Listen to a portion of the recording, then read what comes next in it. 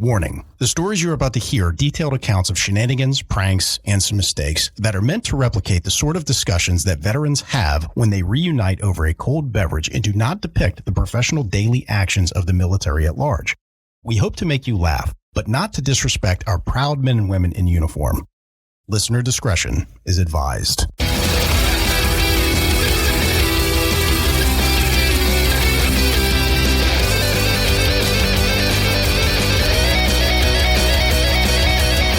Welcome to Cammo Comedy, where we take a humorous look at the lighter side of military service. We got a big show for you today, but before we jump into it, if you like what we're doing here, give us a subscribe, give us a follow, whatever they call it on your podcasting platform. And while you're at it, give us a 5-star rating, write us a review, as that makes us more relevant in the algorithm and boosts the overall visibility of the show. But word-of-mouth advertising is just so powerful, so if you tell some friends, I will love you forever. Okay, let's jump into the show. I am your host, Aaron Wolf. Just as a friendly reminder to the audience, we put out a new show every single Monday, so make sure you give the notification bell a nice tap so you don't miss a show. Give it a nice tap. And we are doing laughter therapy here on the show. We got a lot of military members who struggle with everyday life after service, and we're just here to have a laugh and remember the good times. Hey, before we jump into today's show, I just want to take a quick second to tell the audience about our fundraiser. Yeah, so you'll notice the show is ad-free, and that's by design. To keep the flow of the show going, and that way we can also keep outside influences out. Absolutely. So if you like the ad-free experience up until this point, consider making a contribution to our fundraiser. What are you going to do with their money, Aaron? Well, I'm glad you asked me that, Cheeks, because one of the main ways that we like to collect funny stories for the show is through a give-back program to veterans where we host event nights, and everything's on us, right? So you got food, beverage, venue, travel, all that stuff is on us. So what about a website? I've been getting a lot of mail from fans that want some Cheeks gear. Absolutely. Well, that's one of our other short-term goals is we want to find fun and unique ways to interact with the audience. So a website, a merch store, all those things take resources. So those are definitely goals of this fundraiser as well. And we'll drop a link to the fundraiser in the description of the show, so just check that out if you want to make a contribution, but we thank you for your support and listenership. All right, let's jump back into the show.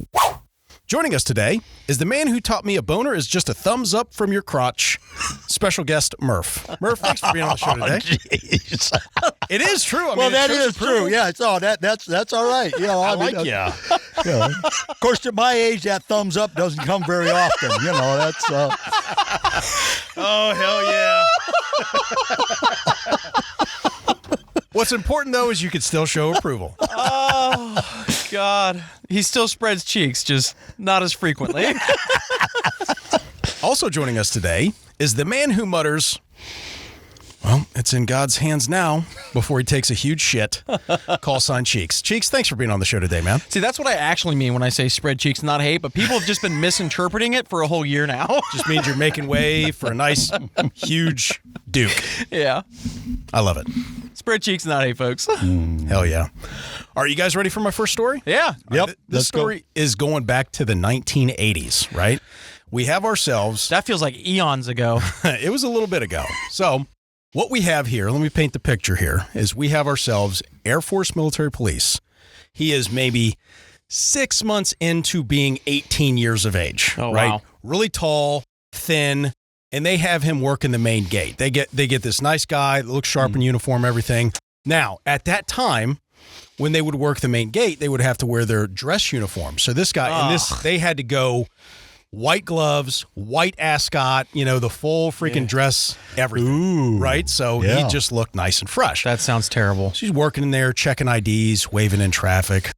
He comes to this young Army lady. I say young, I mean maybe about like 24, 25, something like that. So still young, but a little bit older than him, right? And this is like a 2-pack-a-day lady.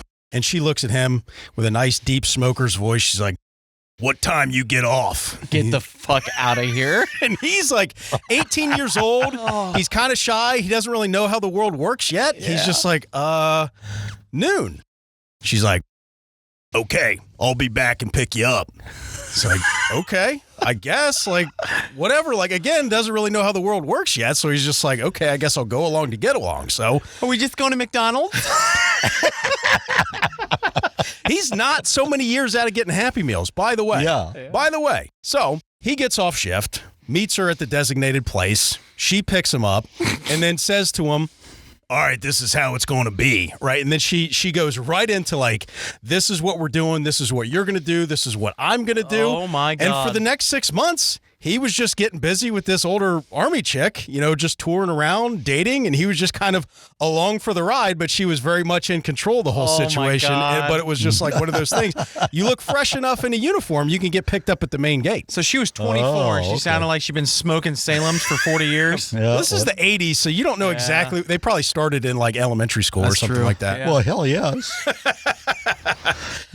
Smoking, corn silk. Yep, it was a cool thing to do. I have known of people, I won't say who, but I know of people who snuck out at age 8 years old, rode their bike down to the bar, and would go buy cigarettes from those cigarette vending machines back in the day, and that's how they would get their smokes. And then they started a little company of selling them to the school kids. This was you, motherfucker. It was not me. It was not me. That's your little 8-year-old hustle. But yeah, that was... if you want to sound cool like me, you gotta smoke the Winstons. Yeah, she was probably... I know I referenced this before, but this is the kind of lady that definitely lights her cigarette off of her kid's birthday candle. Like, she goes down there, hold on a second, honey. Let me get a puff before you get started. Oh, man. Let me get in there before you blow those out. Listen, in her defense, though, I'm going to say she knows what she wanted. Oh, yeah. And she fucking... I'm not asking, motherfucker. We're going. Hey, I support that confidence. Yeah. I love that story, man. So fast forward about 10 years. This is going to be the mid-90s. Okay. All right? And we've got a new troop, and he's like 18 years old, so he's still young as well. Right. And he was supposed to be going to this base only for a couple of weeks, but it turned into like 6 months that he was there. Oh, shit. Okay, so that's never fun, first of all. No. Because you're not planning for being there that long. You don't bring enough clothes. You might not have brought your vehicle. You know what I mean? Yeah. Typical military stuff, though. Yeah. Well, he didn't have his car, like I just said, and he needs to make some friends to go out and hang out with, right? Because he's going to be there 6 months now. Yeah. So he makes some friends. They go out to a couple of bars one night, and they're sneaking in beers because he's not of age. And they find themselves at Waffle House at 2 a.m. Last call, you start getting your phone out, looking at. Well, back then you didn't get your phone out and look what Waffle House was. Everybody knew where it was, right? Well, yeah. They're eating their food and whatnot, and outside, Shit. like they're enjoying their waffles and stuff like that. And all outside they hear pop, pop, pop, pop. They're like, those are some weird sounding fireworks, right? Well, it turns out they weren't fireworks. Oh, shit. Somebody got shot That's in not the funny. Waffle House parking lot. Oh, jeez. So that's not the funny part. Hold on a second. You mean to tell me that there was crimes happening at a Waffle House? At the Waffle House. Say it isn't so. It is so. All right, continue. So the guy he rode with had blood spatter on his car. Oh, shit. So now it's part of the crime scene. That bitch ain't going anywhere. That's terrible, man. Right? That thing's stuck there. Right. Right? So they go outside and they're like, yeah, we heard the shots. They're talking to the cops. And he's like, I'm totally not drunk, sir. I'm not totally not drunk. His friends are like, shut the fuck up, dude. Just shut up and stop talking. Yeah. Stop saying words. There's bigger fish to fry right now than underage drinking. We were totally at the bar, but I wasn't drinking. And then we came here and I was just eating a waffle. And the cops are like, you know nothing. Ossifer, I just want to let you know that I'm a good citizen. I'm not drunk. Yeah. So in retrospect, when like he looks back at this story, he's like, man, I was stupid. I know those cops didn't give a fuck that I was drunk, and they knew I was hammered. There's no hiding it. You know what I mean? An 18-year-old trying to pretend not to be drunk is the most drunk person you're ever going to see. The best thing you need to do is get lost. Yeah. He's like, I know that cop in his head was like, dude, just get the fuck out of here and go eat some waffles. Go do that. Go have a waffle. Get the fuck out. Yeah. Hilarious. Yeah, 18-year-old trying not to look drunk to a bunch of cops, and his friends are like, dude, just go away. We got bigger fish to fry here, man. Totally wasn't drinking with these people. Totally wasn't me. Yeah. Oh, jeez. So let's go back in time. Okay. There we go. Hell yeah. Back to the early 70s. Okay. Overseas. All right. South Vietnam. So where I was, we weren't our little compound. We were on a 5-acre compound. I mean, we were tiny little pimple on the ass of the core, you know. So, but we were there. Now, the advantage to being where I was at that time was it was a headquarters. Okay. For 3 Corps. Okay. What's 3 Corps? Well, Vietnam was divided up into 4 sections. There was I Corps, 2 Corps, 3 Corps, 4 Corps. Okay. Nice. So, and all of them reported to MACV headquarters in Saigon. Okay. But I was at the 3 Corps headquarters. Oh, wow. I worked out of there. I was gone more than I was there, but Driving sedans and whatnot. Yeah. yes. You can drive a sedan. Yes. No, actually, we had no sedans over there. So Bummer. That was not that. It was. No, I had a driver because I didn't have a driver's license for Vietnam. No, not really. But anyway, anyway, being on this at this Corps headquarters, we had several generals that were in charge of shit at a headquarters. Hell yeah. So as a result, by and large, we got pretty good rations. I would imagine. There. Because we only had one mess hall. We didn't have an NCO and an officer's mess hall. Yeah. I mean, we had one little mess hall for everybody. Yeah. Now, the officers had their own separate little table. Sure. But everybody got the same food because we only had one cook. I was imagining like whatever good food rolled off their table, you guys got to take shots at. Yeah, Or something well, like that. well, the cook took really good care of us. Good. All right, that's good. When he ordered for the generals, he ordered for the whole place. That's good. It's good that person showed that kind of leadership. Oh yeah, no, he was great. Right. But we got great rations. So we had steak, real meat. I mean, we had real vegetables. Wow. I mean, it was really really nice. Every Vietnam veteran listening to this right now is just cussing you out. Well, oh yeah.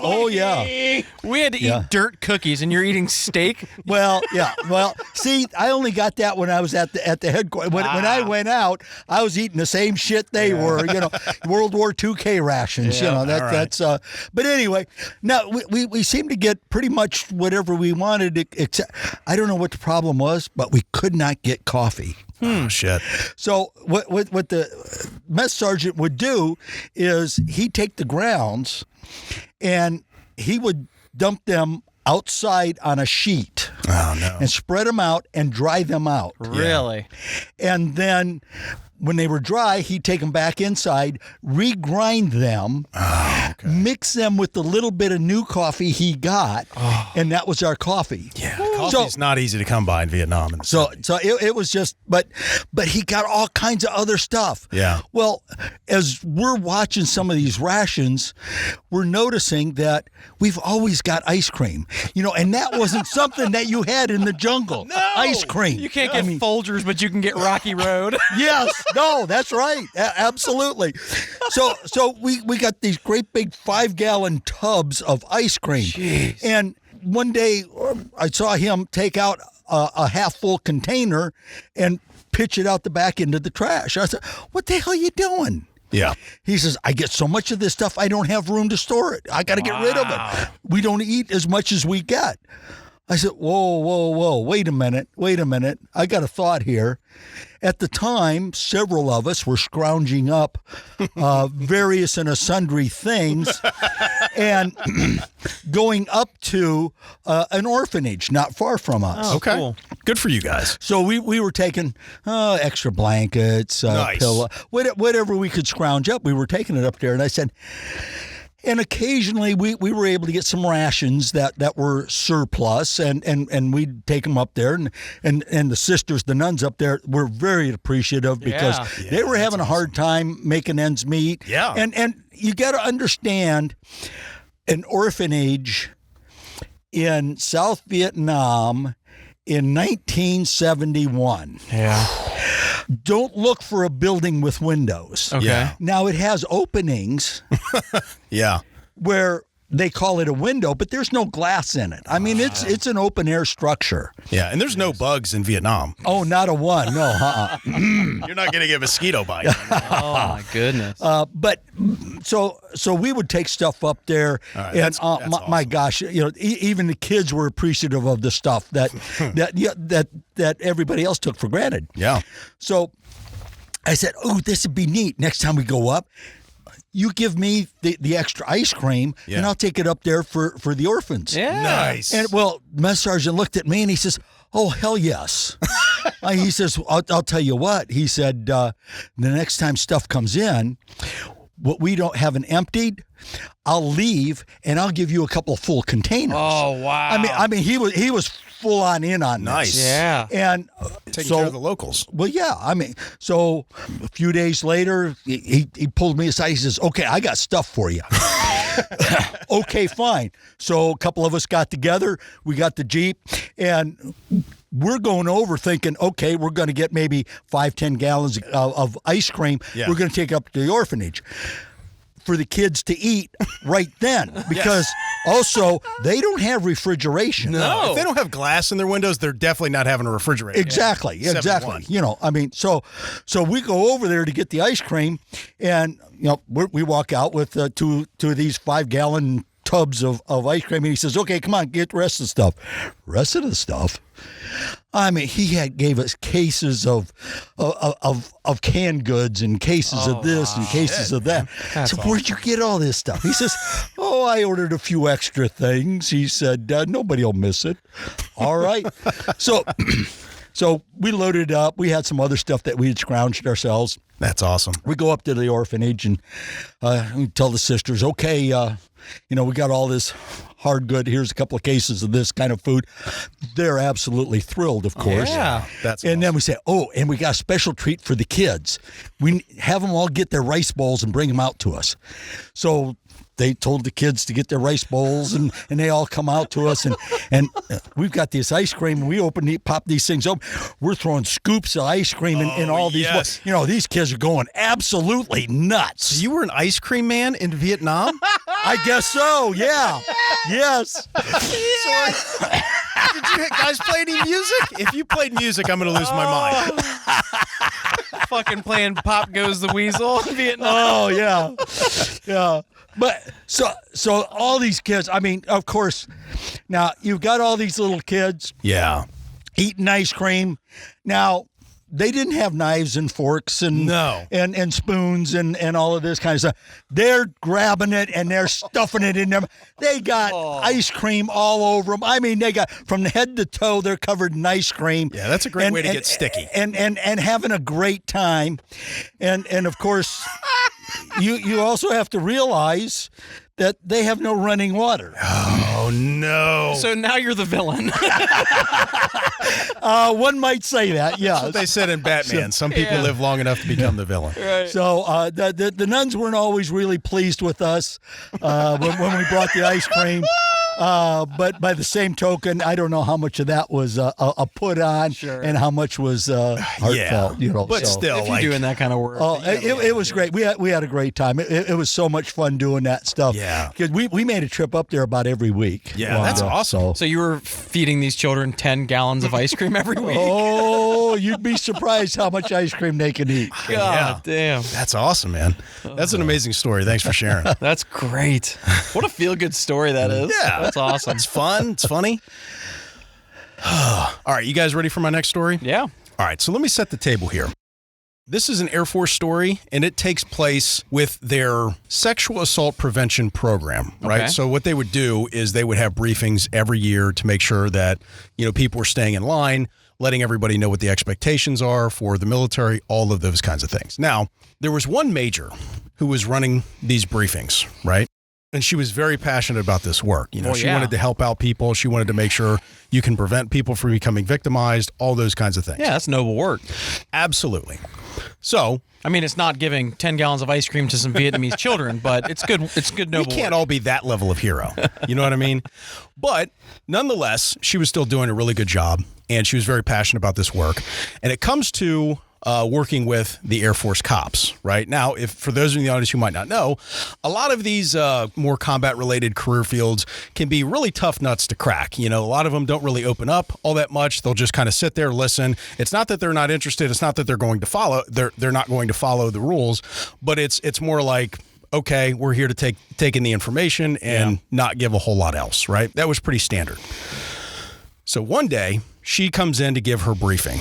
She stands up in front of everybody and says, okay, we're going to get real today. This is a safe place for everybody to share. We want to get to the bottom of things, right? Then she says, we're going to say ass. Mm-hmm.